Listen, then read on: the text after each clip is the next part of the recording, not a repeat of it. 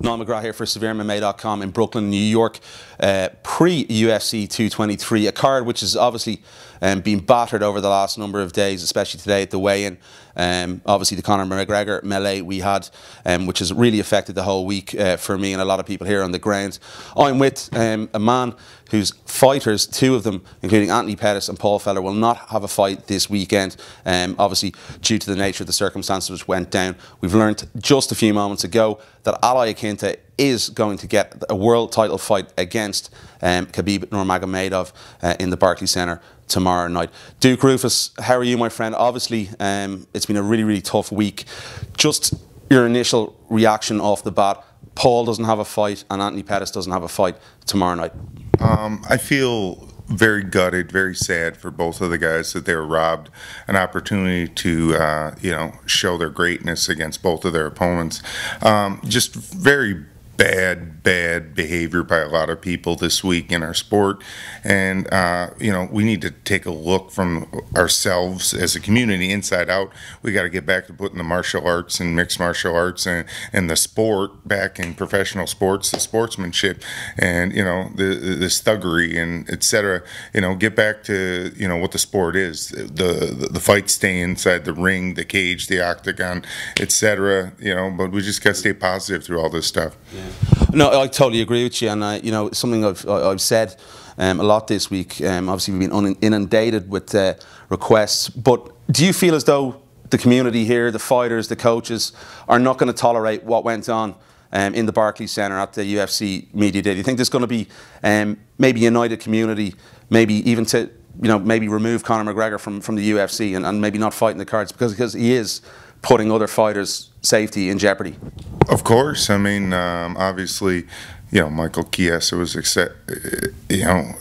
got hurt physically. So did Ray Borg.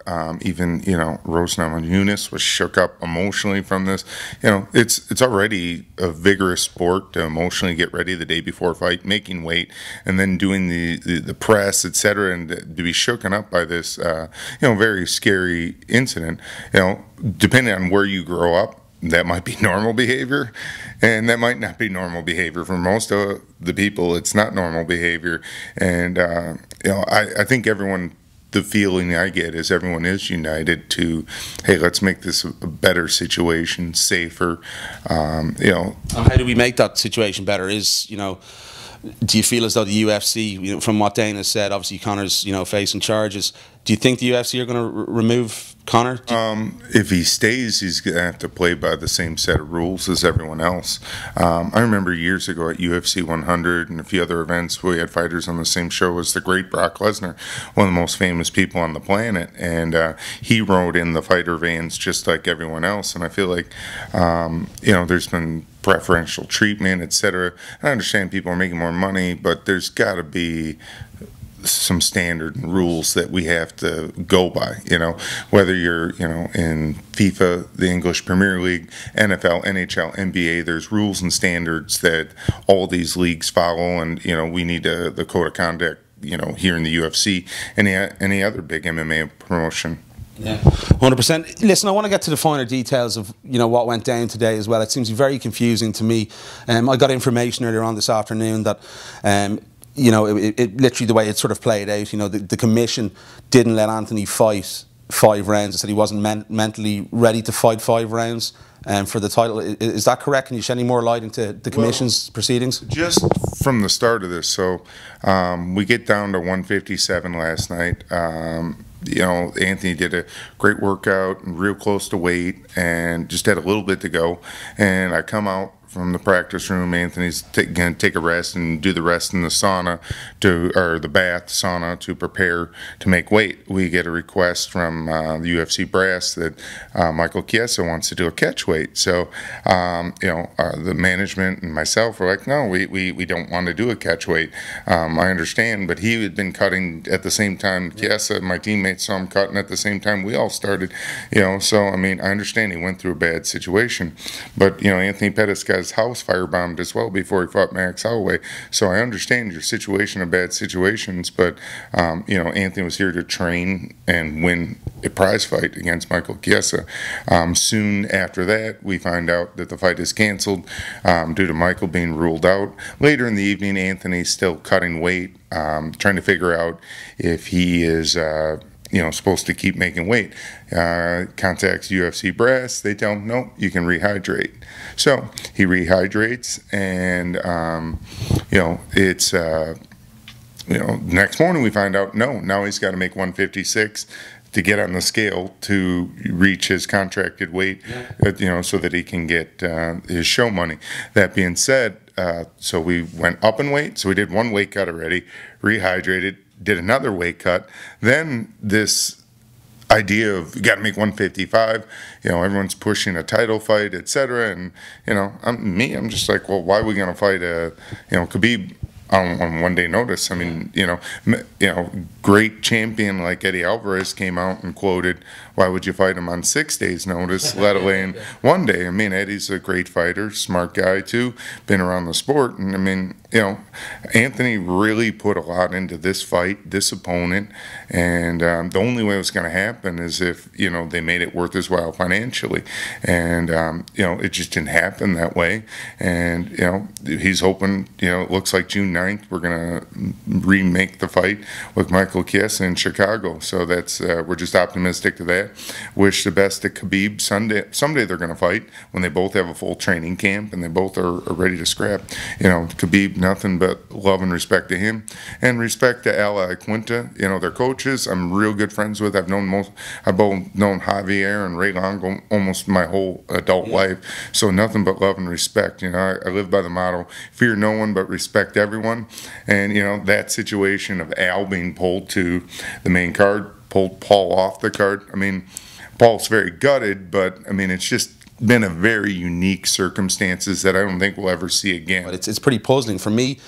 It would have been obviously have Khabib step out, let that fight go ahead, and have Rose and Joanna contest the main event. No, I can't Did you get any answers from the commission about the weight. I didn't question that. All I knew is I was focused on Paul, Anthony, what our stance was. I mean, they were all in the lurch all day. Anthony never even got a reply back from the UFC all day. He contacted people, didn't get a reply back. Are you frustrated, annoyed, irritated about that? No. Especially after the week that's been in. It's been a tough week for everyone here. No, I just understand how it goes. It's like they're trying to figure out their best option, what makes the most sense for them. At the end of the day, it's just, this is the situation we're dealing with. I like to keep a positive mental attitude about everything and good perspective. Anthony prepared very well for the fight. Paul looked phenomenal for this fight. It's like we just got to regroup. The fight business is one of the craziest businesses you'll ever be involved with. It's part sports, part spectacle. Paul was ready to step in to fight Khabib. He had no qualms about it. He texted me from up in his room when the weigh-ins were going on. He was dead keen to get in there. Yeah, I mean, both. It's it's just a unique situation. All I can say is learned a lot from the whole situation and just gonna get better. I mean, I'm not a finger pointer. I mean, there is no handbook to handle this situation. That's the one thing I can be understanding of.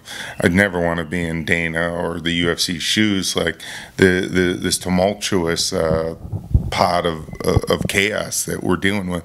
I mean, it's very hard. I mean, I feel like it was going to be one of the best fight cards in a while. I do some internet marketing with the Duke Roufus Striking University, so I follow internet trends. This card was trending off the charts, and young fighters out there, if you think Conor McGregor is the role model or the guy to be, you're wrong. He's a flash in the pan. What I mean, he came in hot, but he sparked out hard, and now he's self-destructed. Not only himself, his countrymen, what type of father, what type of brother, to his family. It's important that. I actually feel very sorry for him. I hope that he can get some control for his life, because he is a role model not only to Irish citizens, to a lot of people all over the world, but Yeah, it's been an embarrassing week to be Irish in Brooklyn, to be honest, after what happened, from my point of view. No, I mean, I truly, I hope there's some people in his life who can really be a pillar of strength, who can help him get control of his emotions and things of that nature, because the guy's shown some greatness, but unfortunately, there's nothing worse than watching people self-destruct outside the ring or cage. And, you know, I think a lot of fighters can learn from this. It's at the end of the day, this is a long-term business, not a short-term business. It's your body of work over a long period of time, and sometimes that meteoric rise can cause a super fast crash. And you know, it's just, I really love martial arts. I love the fight combat sport. What I love about mixed martial arts is there's a better camaraderie, better behavior than, say, when I was in kickboxing or some of the crazy things I saw in Japan involved with K1, or even the European kickboxing scene, which had a lot of shady scenes there my whole life. That being said, you know, I never in my wildest dreams never thought I would see that type of activity backstage at a UFC. I'm very, very saddened at this point in my life, because I've dedicated a lot of my adult life to this, and it's like I felt like this week we lost a little bit of our sport, and I hope we can get it back. Yeah, no, I completely agree. Is it the darkest day in UFC's history? I believe so. I mean, you know, there's been some tough situations, but you know, just to see the premeditated, true street aggression and throwing that, and you know, just those guys running in there like that. I mean, I thought I was watching Scorsese's The Departed or something. I thought we were in South Boston, not the Barclays Center. It was something crazy out of a movie I never want to be depicted in. You know, it was. You know, we fight hard enough. You know, we've had some situations in Ireland. I had the pleasure of being at the first UFC in Dublin, and it was amazing, and to see the growth in Ireland. And actually, Dean Barry is training with us, and yeah, I mean, and I have a lot of love and respect for how it's growing there. And I think it was a tough day, because a lot of good people who mean well and do well are going to get affected by Conor's behavior, and that's sad. I want to end it on a positive note. You know, Ally Quinta wins tonight. Does Paul get a title fight? It's going to be interesting. You know, we're not sure what Conor's going to be doing anymore. Hopefully, you know, we're not sure. Maybe he's going to be removed from the promotion. We have to see what happens with the charges, etc. You know, we'll be the ones to make this fight's fallen out 2 times before. Hey man, as the great Forrest Gump said, life's like a box of chocolate. You never know what you're going to get. I mean, hey, you know, that's what you do. You come out and you state something, and if he wants that fight, let's ask for it. Stranger things have happened. When Aldo beat Frankie Edgar, I believe it was 2013 or 14, Anthony Pettis was cage side in his red shoes, or his red suit, red shoes, and he texted Dana White. He said, "No what? I'll drop down to 45 and challenge Aldo."